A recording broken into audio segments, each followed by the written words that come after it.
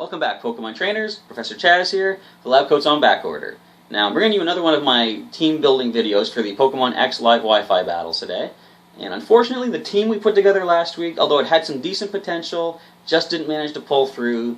I'm going to give them another chance sometime, maybe mix up the Pokemon in the teams. But for this week, we're going to focus on a different collection of Pokemon featuring my final water starter from any of the games, although he wasn't technically the starting Pokemon I began with. It's going to be Sheldon the Blastoise, who's actually the son of Shelbert the Squirtle I featured a while ago. It's kind of interesting, the Blastoise being the son and the little Squirtle the father, but anyway, it's not that important. Pokemon evolution is just kind of crazy sometimes. So I'm going to start with Sheldon the Blastoise. As last week, I'm going to bring 3 other new Pokemon that haven't been used yet. I'm going to bring a previously defeated Pokemon and a previous victorious Pokemon to see if we can get them into the winner's circle. Now, I admit some of the Pokemon I'm going to bring this week are a little bit on the less powerful side, and their strategies are sort of risky. They might not be able to pull through, but I don't want to count them out immediately. I'm going to give them a fair shot. I'm going to give them a good chance with strong Pokemon to try to get to the victory circle. Let's take a look at Sheldon the Blastoise and the team that I've assembled for this week's video.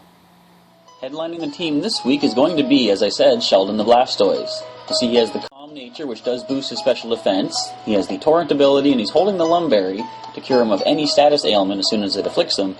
And I put most of the training into his defenses, because my hope is we're going to be able to get a burn with his Scald attack, and he's going to be able to wall the hits that are going to be coming at him while we let the burn do the damage. And I put the rest of the training into his HP to try and get just a little bit above the 300 mark. So he is using the Scald attack. We do have Avalanche, because since we didn't put anything into his speed, he's going to be pretty slow anyway. And Avalanche is a move that always goes last, and if the user is damaged by the opponent in that turn, Avalanche does double damage. And he has Earthquake to deal with some electric types as well as just other type coverage. And simply put, we just put Protect on there so that if we do get a burn with Scald, we're going to be able to Protect for a little bit and let the burn do its damage on the opponent. Now this is the first Pokemon that I'm a little concerned about this week, and it's Dratini, the unevolved basic dragon form, the very first one back in the Kanto region. I caught him back in the Safari Zone in Fuchsia City, and last week I mentioned that Bullwinkle the Tauros was one of the 2 Pokemon I've caught in something other than a Pokeball. The other would be Dratini. Now he has the Serious Nature, which is neutral. His ability Shed Skin will on occasion cure him of a status condition. And originally I had him super trained for defensive purposes to try to give him a little bit more longevity in battle, but I've discovered if I can't get the defenses up to at least 150 on a Pokemon, chances are it's not going to be enough defense to really take any hit, like any worthwhile damage in an online battle. So I decided to go just with the attack stats, so I gave him Focus Sash for the defensive purposes. So he's not going to be able to be knocked out by a single hit at least. And as I said, I put most of the super training into his special attack, or his attack and special attack, put them both to 171, and I got his speed to 153. I put a little bit of training into his HP to get it just above the 200 mark. You'll see he has the Draco Meteor, which I just think is a really cool attack for a little Dratini to be using. His main strategy, though, is going to focus on using Thunder Wave to slow the opponent down.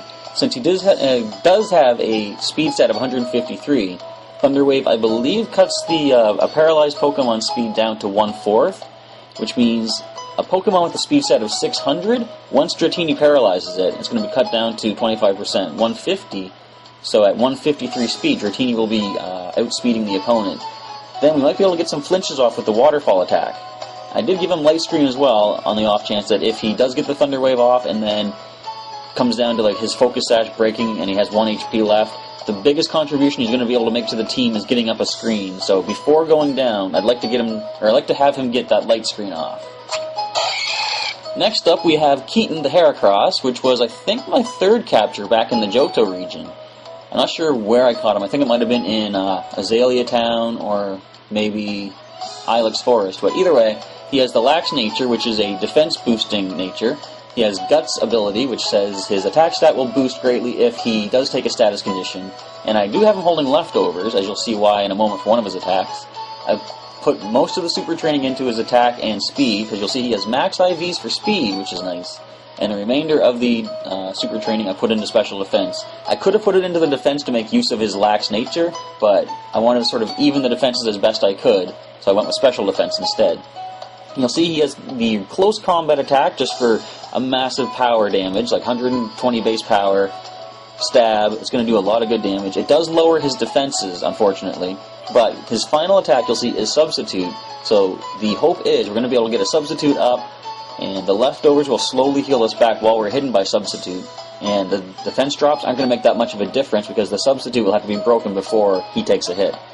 I do have Megahorn on him as well, again for stab power. It's the strongest, I believe, bug-type move, at least physical bug-type move that I'm aware of.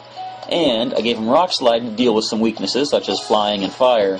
And also, just because it's a nice, powerful move, and since he's pretty fast, we might get some flinches off.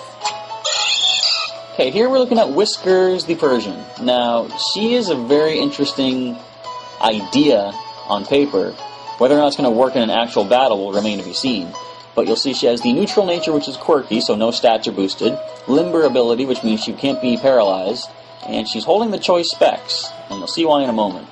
I put all of her super training if possible into her speed stats, so she got 307, and I tried to even up the defenses a little bit, but I put a little bit more into the special defense than the physical defense. The reason being, you'll see here, the move Switcheroo. Now, my hope is, if the opponent sends in a Pokemon that I expect is going to be a setup Pokemon, like let's say a Garchomp using Dragon Dance, or failing that, a Pokemon that's going to be physically offensive, I want to use Switcheroo to put that choice specs onto that Pokemon. It's going to lock that Pokemon into the first move they use, which if it is a setup move, they're not going to be able to do anything after setting up, because choice specs will lock that, or failing that, if it is a physical attacker, at least the choice specs will lock them into one move, and it's not going to benefit them that much because if they're physically based, choice specs is a special boosting item. So I don't want to give them a physical boost if possible. Now the reason I did go with Switcheroo is because we also have Spite. Spite is going to lower the PP of the opposing Pokemon's last attack by 4. So if we can lock them into using one move, Spite will drain that PP away and suddenly they won't be able to attack. Hopefully we'll get them down to just using Struggle. Now that itself could be a potential danger, of course. We do have Protect on here, so we can just avoid one attack. The only thing is, with having a choice specs on Whiskers, we're not going to be able to scout out what the opponent does first. This is kind of a really risky play. If we use Protect, next turn the choice specs locks us into Protect. We then can't Switcheroo.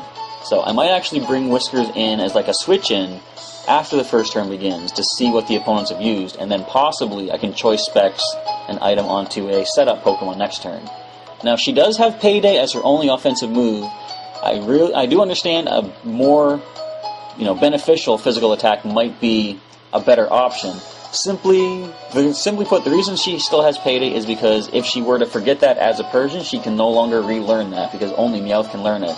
And I do admit that Whiskers is probably not the most competitive Pokemon, so I don't want to I don't want to make her forget a non-recoverable move just to see how well she does online.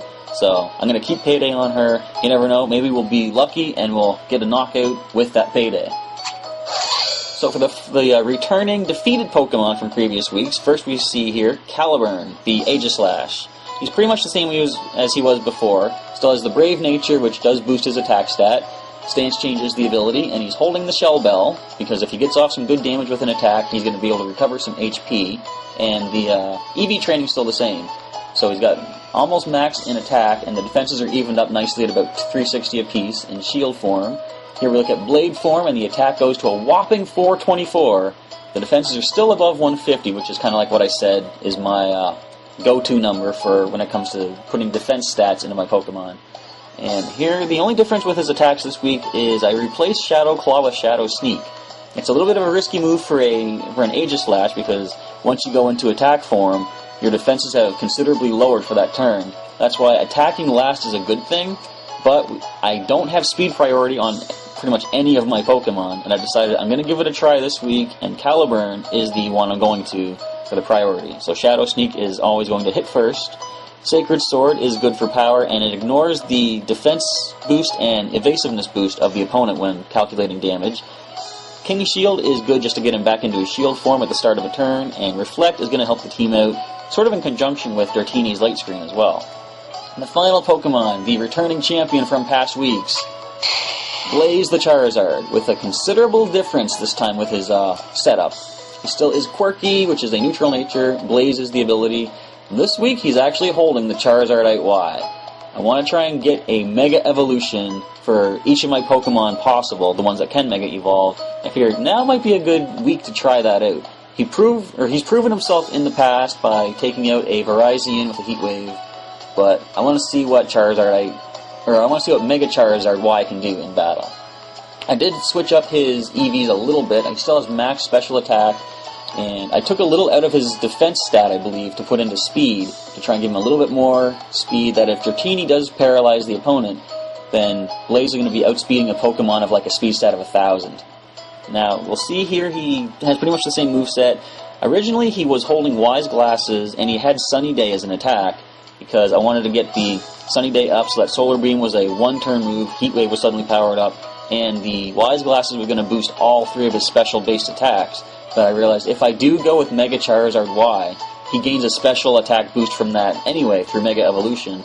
I kind of don't even need the Wise Glasses, or I don't need the Sunny Day to boost anything either, because as Mega Evolution occurs, he's going to get the Drought ability, which basically is Sunny Day in a move, or the Sunny Day move in an evolution.